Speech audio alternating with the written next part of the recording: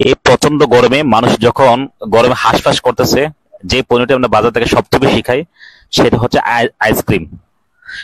এই যে ফ্রিজে দেখতে পাচ্ছি আমরা যে অনেকগুলো আইসক্রিম এই ডিপ ফ্রিজে রাখা হয়েছে।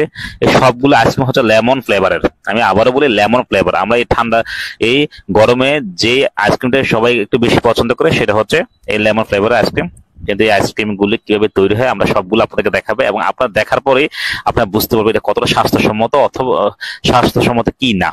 কিন্তু এখানে যে প্যাকেট গুলো আমরা দেখতে পাচ্ছি, এখানে সব দেশের নামি দামি ব্র্যান্ডের যত আইসক্রিম আছে সকল নামি দামি ব্র্যান্ডের আইসক্রিমের প্যাকেট দিয়েই হচ্ছে এগুলো বাজারে বিক্রি করা হয়, রাস্তাঘাটে বিক্রি করা হয়, বা গ্রাম অঞ্চলের বিভিন্ন অলিগলিতে এখন কিন্তু আপনারা ইগলু, পোলার আইসক্রিম আরো অন্যান্য যে কোম্পানিগুলো সেই আইসক্রিম গুলো অ্যাভেলেবেল।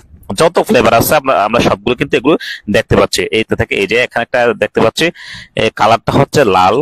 তা আমরা একটু খুলে দেখি। হ্যাঁ, আইসক্রিমটা একটু দেখেন, এই লাল। এটা কিন্তু আমরা বলি স্ট্রবেরি ফ্লেভার বা অন্য যে করি, কিন্তু আসলে এটা কোনো স্ট্রবেরি না, কোনো কিছু না। এটা হচ্ছে জাস্ট টেক্সটাইল লাল রং। এই রংটা দিয়ে ওনারা হচ্ছে কি এ তৈরি করে থাকে এই আইসক্রিম গুলো, যেগুলো আমরা সচরাচর রাস্তাঘাটে দেখতে পাই যখন বিভিন্ন বাজারগুলোতে বা যে জংশন গুলো আছে, বাস স্টেশন